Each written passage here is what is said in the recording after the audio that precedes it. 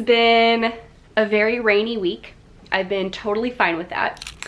But I think she's getting a little anxious, you know, because she wants to go out there. I can't say the word W-A-L-K because she's way too smart. I'm gonna set this down. Whoa, where are we going? Set this down. I feel like it's also crooked. I don't know, you guys, we're just going with it. What day is it? Friday? Yeah, Friday the 26th, June 26th. Oh my gosh, this week has been wonderful in just the sense of it being productive, creative. I've gotten just a lot of stuff done. I've started a lot of new creative projects, and like ones that I will be putting out into the world, and then also ones just for myself. I recently painted some little bird houses for my garden in the backyard, and then I also put one outside. Well, I haven't put it out there yet because it's been raining, but I did that because it was just like a fun thing. And I was at the store the other day getting groceries, and then I decided to just pop down one of the like craft aisles, and I found these little like bird houses, and I have paintbrushes and paint here at my house, and they have like little wind chimes at the bottom of them. So they were just really cute, and I decided it would be a fun, I don't know, I've always loved to paint, and normally I'll paint on a canvas, but that just seemed like a fun activity. So I've got some exciting stuff coming up. So the first being that the Write 50K in 30 Days sale for that e-course ends on June 30th, and I'm offering 50% off. So if you are participating in Camp NaNoWriMo next month in July, I would love for you to join me because I will be participating. If you're looking to get your first draft down on the page, then this course is definitely for you. It's what I've used every single year for the past 5 years to write all the first drafts of my books in just 1 month's time. So make sure you check out the link in the description box below. Do not miss out on that sale. Next up is the Online Service Summit, which will be taking place July 7th through the 10th. I was asked to speak as an expert on the topic of manifestation and how to quantum leap into your full potential. So I was like, oh, wow, okay. That makes me feel really good, thank you. Some days I feel like I have no idea what I'm doing, but most days I'm pretty on point. I'm like, I can give some pointers. We can definitely talk about manifestation and quantum leaping into the life that you actually want to live. Not to toot my own horn, but it is one of the best trainings that I have ever done. So I highly recommend going to sign up for the Online Service Summit. It is absolutely free. You can find the link in the description box below. I should also mention there are 20 other experts that are going to be talking about how to build a business in the online space. So if that's something that you are wanting to do, again, I would sign up. And my last update is that I will be announcing the release date for Jaded Spring, but not in this video. Womp womp. I know, it's such a teaser, right? But it's coming really soon, really soon. I'm just narrowing down a few things. So, hooray! But right now I have been working on my desktop. You can tell I obviously filmed this video right before I started filming this vlog. This is for a different collaboration opportunity that I was asked to speak for or to speak at. So it's been really fun to edit. I am going to finish doing this, and then I'm also finalizing some of the items in the SoulFlow Collective workbook for the month of July. And July's theme is the rise of a new earth, dimensional ascension from 3D to 5D consciousness. Which reminds me, if you have not listened to my most recent podcast episode with special guest Andrew Genovese, press pause right now. I just hit myself in the head.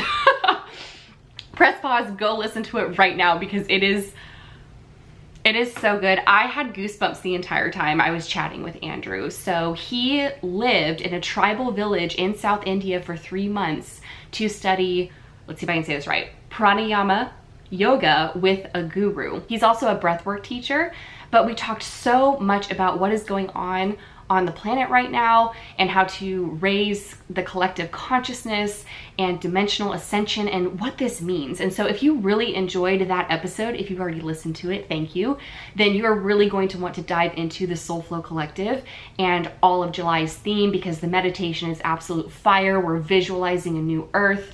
I've been doing it every single morning, holding the space for a new earth, and I've been crying every morning because it's just that beautiful. It's like hashtag goals when you when you do your own meditations. Anyways, so yeah, July's theme is absolute fire. All of the content from the previous months are fire, which if you do sign up now, you are able to access all previous months. Just $14.99 a month. You can cancel at any time, no questions asked. But if you are a spiritual seeker, you're wanting to kind of, maybe you're questioning some of your beliefs or the things you thought you knew, and you just kind of want to go on a journey, I would love to help you. I would love to be your guide in that regard. So again, all the links are always in the description box below. Whatever I'm chatting about up here, you can always look down below and you will find everything you would ever want to know. It's now basically dinner time, and I am just having some leftover, I never know how to say it, farro, F-A-R-R-O, don't know how to say it, but it's got zucchini, asparagus, tomatoes, balsamic, like it's so good. It's one of my favorite meals. It is vegetarian because there are some mozzarella cheese cubes in there and a little bit of butter. But I have been eating or switching more over to vegetarian with the hopes and the goal that I will be full-on vegan in the very near future. So I honestly cannot remember the last time that I had meat. So that's just a personal choice, you know? So anywho, I'm going to eat some of this, and then it's so good. And then I'm going to go back into my office and finalize some things for the SoulFlow Collective workbook. And then, like I said, it has been such a productive week. I'm ready to just kind of chill. So I may actually take my writing on the couch this evening. I'm gonna finish watching Girl on the Train, get some writing in, and yeah, we'll just see where the evening takes us. So here's a funny story, because I can't seem to keep track of what day it is. I spaced and forgot that I was Skyping with my family tonight. Luckily I had an alarm that just went off. And so I'm about to dig into my wine fridge right here. Decisions. There's literally 2 bottles. What do we got? Oh, Precision. These are from Costco. I think we're gonna go with this one. What do you think, Denali? Where are you? Where'd you come? Where are you? Hi. You know what they say, write drunk, edit sober. I don't actually follow that, but we're gonna be a little tipsy when I'm writing tonight.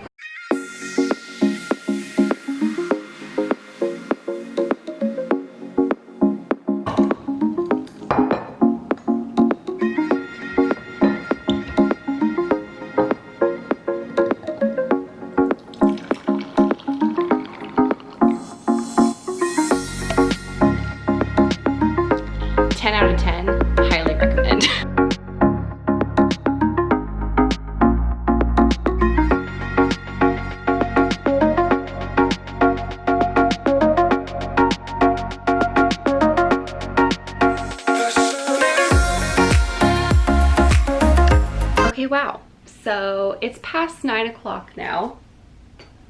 I am on my, this is like 1.5 glasses, so. But I posted earlier today a Q&A picture over on my Instagram, and since I was Zooming with the fam, I wasn't on my phone at all, so I just went and checked, and there are already over 20 questions on that post. So I figured what I'm going to do, since it is so late in the evening, is I'm going to make myself real comfortable right over here. Please ignore Denali's donut toy. Make myself really comfortable over here, and then, yeah, finish up my wine, but just answer some of those questions because I was scrolling through them and you guys always ask the best questions. And you know, I've had a little wine, so we'll just see what happens here. Okay, so I did notice that there is a fly in here, and its little bzzing is really annoying. So he's near me. I can hear him. I think he's drawn to the lights. Cat Young Create asks, what is the most helpful author advice you have ever received? Sending love. The most helpful author advice I have ever received is to write for yourself, not the market, or not for what's trending. I think so often we can think that our story ideas aren't good enough, or that we need to tailor them to fit what's trending in the market, what's like hip and happening. I just said the word hip. Yes, this is my brain on wine. But really, write for yourself. Write the story that you want to see on the shelves, the one you haven't been able to find, the one that you haven't been able to read. That is the best advice I have ever received, is to write for yourself, not the market. The Storyam, if I butcher your Instagram handle, I am sorry, asks, how can you be so productive being on different social media platforms, writing, podcasting, and more? I know one has to be organized. I do my best, but as a mother, I find it a bit hard. Do you have any advice? It would be great if you could make a video about how you set objectives and plan for a year, like an update. I believe 2 years ago, I watched a video you made about it. Okay, really good questions here. So the first one, how to stay organized and be so productive on multiple social media platforms. This has really just come with practice and being disciplined, and also getting rid of the things that no longer light me up. Like, I've stopped doing the things that I just don't want to do. And I know not everyone has the luxury of doing that, being able to really pick and choose what they want to do, but I think you can always improve your situation. And if there's something that is taking up your time that is not worth your time, you really need to ask yourself why you're doing it and why you haven't removed it from your schedule yet. Truthfully, the video that I posted 2 years ago is still the exact same process that I use when I organize and plan out my months, my years, my weeks. I really don't do yearly planning, at least not so much concrete set in stone, because things are always changing. I am much more fluid with my planning, and especially with the pandemic, even more so. If I could give you one piece of advice when it comes to prioritizing and planning and staying organized and trying to do a lot, it's just to remember that we all have different seasons of our lives. And so if your season right now is to be a mother and to be a really great mother to your kids, then embrace that season for all that it's worth. There will be another season. There will be another season where you can get into being really into your writing, really organized, really creative, but maybe right now, that's just not the season you're in, and that's okay. I think we have to take off the guilt and the pressure that we put on ourselves to try to do everything. I actually do a lot less now than I used to, so my previous videos are not a good indication of what my life actually looks like now. I do a lot less now. There's a lot more relaxation and flow. And like I said, I do not do anything that doesn't bring me joy. Joshua Reed asks, what is it like being able to write the stories you want to read while at the same time balancing the business aspect of writing and publishing? Fantastic question. So when I first started with self-publishing, it really did feel like a nightmare. But that's because whenever you're trying to do something new, you're just bound to make a lot of mistakes. And every time I'm about to publish a new book, that's honestly why I created Valiance, so that I could have all of this information in one place that I could go to reference. Because I was like, I have to write this down. And then if I'm writing it down and putting it in this nice, beautiful package, why not share it with other people so that they can do the same? But I have to go back into my Valiance program every single time I publish a new book, because it's only once or twice a year, to remind myself of all of the steps that I need to take in order to have a successful launch and in order to have a successful book published out there in the world. Personally, as a creative, I love the writing process and the creativity process way more than the publishing process and all of that behind the scenes stuff. But at the same time, I like having the control over that because I get to control my deadlines. I get to move dates around if I need to. I can really do what I need to do to fit my schedule, again, you know, to further the last point I made, to make sure that everything I'm doing is truly sparking joy and isn't just something that's filling up my time or my calendar for no reason. McGrath Attack asks, has your spiritual practice influenced your creative process / writing? Anything inspiring or interesting you could share related to this? Great question. My spiritual practice has definitely influenced my writing, especially my personal development books. So SOULFLOW was completely influenced by my spiritual practice and really communing with my higher self and the divine and channeling messages. There's a book I'm working on right now that is very much in that same category, in that same space, if you will. And also now the most recent project that I'm working on that I haven't really talked about, which is New Adult. Technically it's adult, but like the character just turned 30. So to me, like I'm in my early 30s and I still consider myself to be a new adult. I don't know. I know that's not right. I don't mean turn 30, you're technically an adult, but it's like, no, I'm calling it New Adult because again, what are rules? That manuscript is very much influenced by my spiritual practice and also very much influenced by my own, I don't know how to say it without giving things away, but a lot of my own life experiences in more of the cosmic realm. That just gave away a lot. So that's all I'm gonna say. Moving on to the next question. Mimi Op Photos asks, what character-focused books do you recommend and what books have your favorite magic systems? So for character-focused books and books with my favorite magic systems, honestly, this is just gonna be Marie Lu, just in one giant category. Sarah J. Maas, so the Crescent City novels, or the first one, I'm saying novels, the first one, because that's the only one that's out right now. I feel like character-wise, she did such a good job developing those characters. I felt like I was there in the room with them or wherever they were at all times. So character focus-wise, that book was fantastic. And I know the rest of the books are just going to be amazing.